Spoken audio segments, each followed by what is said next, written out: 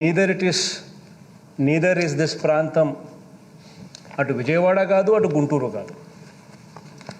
ఇక్కడ నుంచి గుంటూరు చూసుకున్న 40 కిలోమీటర్లు, విజయవాడ చూసుకున్న దాదాపుగా మరో 40 కిలోమీటర్లు. ఇక్కడ ఉట్టి బేసిక్ ఇన్ఫ్రాస్ట్రక్చర్, నేను ఇంకేమీ మాట్లాడడంలో, రోడ్లు, కరెంటు, డ్రైనేజు, ఇటువంటి బేసిక్ ఇన్ఫ్రాస్ట్రక్చర్ ఎస్టాబ్లిష్ చేయడానికి మాత్రమే అయ్యే ఖర్చు వీళ్ళ లెక్కల ప్రకారమే, గత ప్రభుత్వపు లెక్కల ప్రకారమే ఎకరాకు 2 కోట్ల రూపాయలు అని చెప్పి లెక్కేశారు. 50,000 ఎకరాలు ఇంటూ 2 కోట్లు అంటే 1,00,000 కోట్ల రూపాయలు అని చెప్పి లెక్కేశారు అధ్యక్ష. 1,00,000 కోట్లు అనేది ఈరోజు లెక్కల ప్రకారం. ఒక 10 ఏళ్ళు పోతే ఇది కట్టడానికి, ఆ 1,00,000 కోట్లు తేవడానికి, తెచ్చి పెట్టడానికి 10 ఏళ్ళు పడుతుందో ఇంకా 20 ఏళ్ళు పడుతుందో తెలియదు. కానీ ఒక 10 ఏళ్ళు పోతే ఈ 1,00,000 కోట్లు దాని విలువ ఎంత అవుతుంది అధ్యక్ష? 10 ఏళ్ళు పోతే ఇదే 1,00,000 కోట్లు ఈరోజు అయ్యే ఖర్చు 10 ఏళ్ళు పోతే అది 6,00,000 కోట్లు, 7,00,000 కోట్లు అవుతుంది.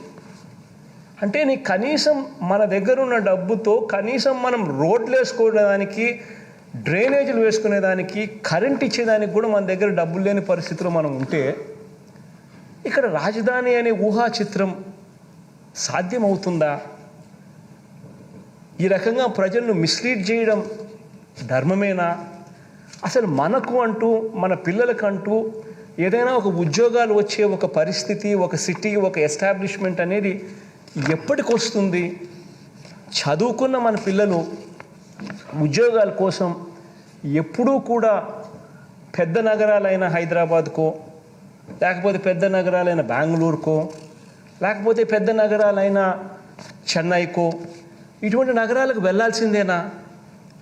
ఎప్పటికీ మనకు మార్పు ఉండదా అనే ఆలోచనల మధ్యలో నుంచి ఈరోజు రాష్ట్రంలో ఉన్న బిగ్గెస్ట్ సిటీ ఈజ్ విశాఖపట్నం. అది బిగ్గెస్ట్ సిటీ ప్రస్తుతం రాష్ట్రంలో. ఇటువంటి బిగ్గెస్ట్ సిటీలో ఆల్రెడీ రోడ్స్ ఉన్నాయి, ఆల్రెడీ డ్రైనేజీలు ఉన్నాయి, ఆల్రెడీ కరెంట్ ఉంది, ఆల్రెడీ అన్ని రకాల ఇన్ఫ్రాస్ట్రక్చర్ ఫెసిలిటీస్ ఆల్రెడీ ఉన్నాయి. ఇక దానికి మీద కొద్దిగా సుందరీకరణ మీదనో, కొద్దిగా వసతుల మీదనో, ఫెసిలిటీస్ మీదనో కాస్త వాల్యూ అడిషన్ చేస్తే చాలు, ఆ నగరం అన్నది కనీసం ఈరోజు కాకపోయినా ఒక 5 ఏళ్లకో 10 ఏళ్లకో ఖచ్చితంగా హైదరాబాద్ వంటి పెద్ద నగరాలతో పోటీ పడే పరిస్థితి ఖచ్చితంగా ఉంటుంది. అధ్యక్ష, ఇది వాస్తవమైన పరిస్థితి అధ్యక్ష. ఇటువంటి వాస్తవాలను గుర్తెరిగే ఇక్కడ రాష్ట్రంలో 3 ప్రాంతాలు కూడా అభివృద్ధి చెందాలి, రాష్ట్రం పూర్తిగా అభివృద్ధిలో పరిగెత్తాలి అనే ఉద్దేశంతో, అన్న తాపత్రయంతోనే విశాఖపట్నంలో ఎగ్జిక్యూటివ్ క్యాపిటల్ పెట్టాలని, ఇక్కడ ఈ ప్రాంతంలో, ఎందుకనంటే ఇక్కడ ఆకాంక్షలు కూడా ఉన్నాయి కాబట్టి ఇక్కడ ఈ ప్రాంతంలో లెజిస్లేటివ్ క్యాపిటల్ ఇక్కడ పెట్టాలని, కర్నూలులో ఇంతకుముందు 1953 నుంచి 1956 దాకా కర్నూలు ఆంధ్ర రాష్ట్రానికి క్యాపిటల్, అటువంటి క్యాపిటల్ అక్కడి నుంచి షిఫ్ట్ చేశాం. వాళ్ళ ఆకాంక్షలు కూడా ఉన్నాయి అప్పటి నుంచి.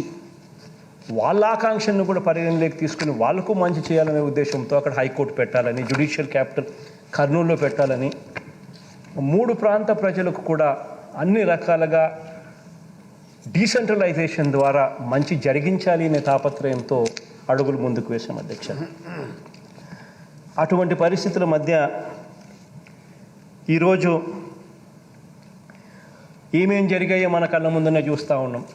ఈ దాదాపుగా ఈ 1.5 సంవత్సరం 2 సంవత్సరాలుగా ఈ ఆలోచన మనం చేసినప్పటి రోజు నుంచి చూస్తే ఈ 2 సంవత్సరాలు 1.5 సంవత్సర కాలంలో రకరకాలుగా దీన్ని వక్రీకరిస్తూ, రకరకాలుగా దీన్ని ట్విస్ట్ చేస్తూ, రకరకాలుగా అపోహలు క్రియేట్ చేస్తూ, రకరకాలుగా న్యాయపరమైన చిక్కులు క్రియేట్ చేస్తూ రకరకాలుగా దీనిని తీసుకొని పోతా ఉన్నారు అధ్యక్ష.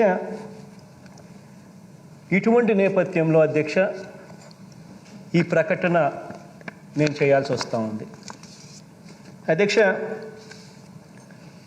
రాజధానుల వికేంద్రీకరణ బిల్లు ఆమోదం పొందిన వెంటనే మూడు ప్రాంతాలకు న్యాయం చేసేలా 3 రాజధానుల ప్రక్రియ ప్రారంభమై ఉంటే ఈరోజు దాని నుంచి మంచి ఫలితాలు ఈపాటికే అందుబాటులోకి వచ్చి ఉండేవి. నాటి శ్రీబాగ్ ఒడంబడిక స్ఫూర్తితో వెనుకబడ్డ ఉత్తరాంధ్ర సహా అన్ని ప్రాంతాలు కూడా సమాన అభివృద్ధి చెందాలన్న ఆకాంక్షతో వికేంద్రీకరణ బిల్లుని ప్రవేశపెట్టడం జరిగింది. గతంలో కేంద్రీకరణ ధోరణులు ఒకచోటే పూర్తిగా కేంద్రీకరణ అయిన పరిస్థితుల మధ్య కేంద్రీకరణ ధోరణులు ప్రజలు ఎంతగా వ్యతిరేకించారో 2019 సార్వత్రిక ఎన్నికల్లో ప్రజలు ఇచ్చిన తీర్పు ద్వారా ప్రస్ఫుటంగా వ్యక్తమైంది.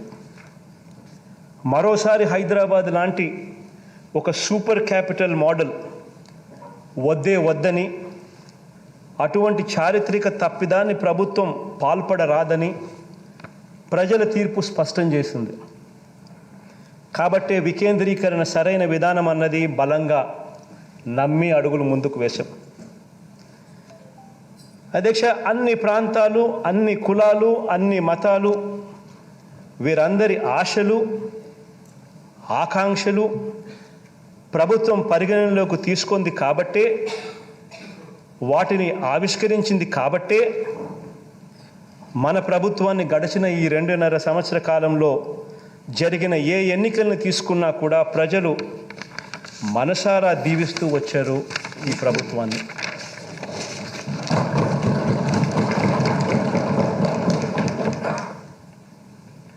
అధ్యక్ష, అయితే వికేంద్రీకరణకు సంబంధించి అనేక అపోహలు,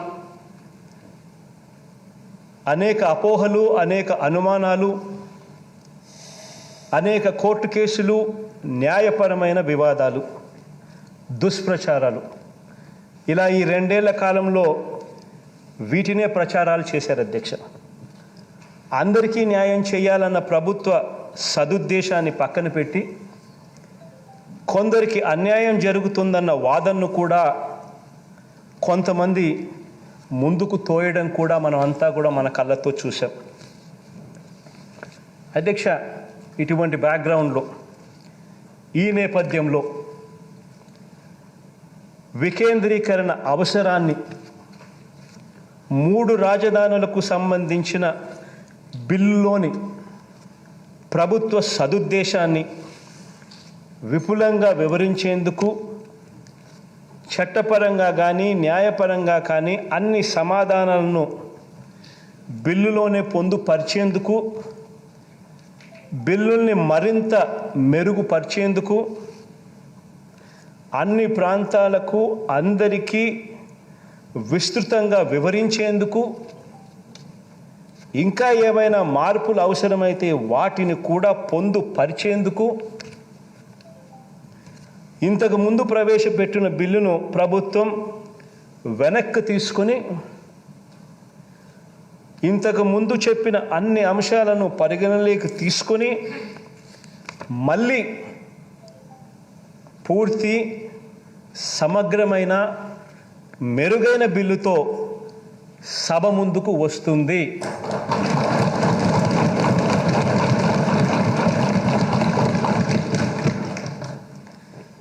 విస్తృత, విశాల ప్రజా ప్రయోజనాలను కాపాడేందుకే ఈ నిర్ణయం తీసుకుంటా ఉన్నాం అధ్యక్ష. థ్యాంక్ యూ అధ్యక్ష.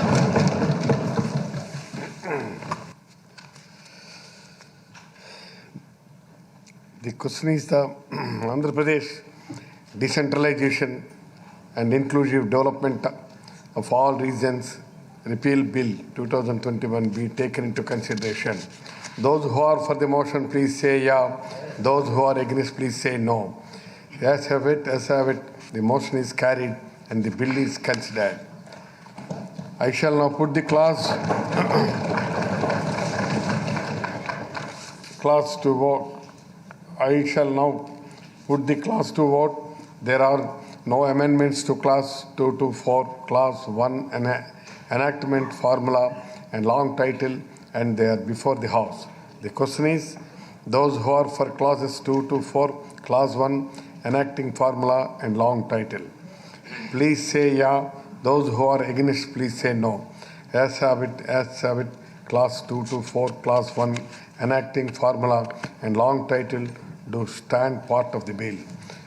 I shall now request the Minister for Finance, Planning and Legislative Affairs to move the motion for passing the bill. Adhyaksha, I beg that the bill be passed. The question is that the bill be passed. Those who are for the motion, please say yes. Those who are against, please say no. As have it, it is, the motion is carried and the bill is passed. The House is adjourned to meet again at 9 a.m. on Tuesday, the 23rd November 2021.